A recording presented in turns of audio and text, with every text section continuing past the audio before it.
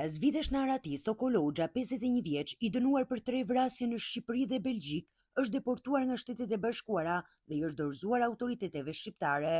Operacioni koduar Globi u finalizua fal bashkëpunimit mes Policisë së Shtetit, Shërbimit të Sigurisë Diplomatike të Ambasadës Amerikane në Tiranë, Marshallëve Amerikan, strukturave të Interpolit në Tiranë, Washington, Manchester dhe Bruksel. Sipas Policisë së Shtetit, Hoxha u arrestua në Hojo më 5 maj të këtij viti.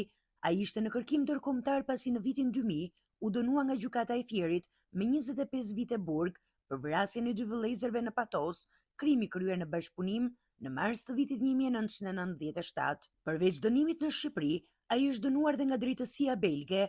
Në vitin 2010, gjykata e Brukselit i dha burgim të përjetshëm për vrasjen me armë zjarri të një shtetase shqiptare në vitin 1997, të cilën, sipas autoriteteve belge, e kishte shfrytzuar më parë për prostitucion. Policia e shtetit e cilëson deportimin si rezultat të bashkëpunimit të ngushtë me partnerët amerikanë dhe ndërkombëtar, duke theksuar se operacionet për lokalizimin dhe kthimin në vend të personave në kërkim do të vijojnë dhe në të ardhmen.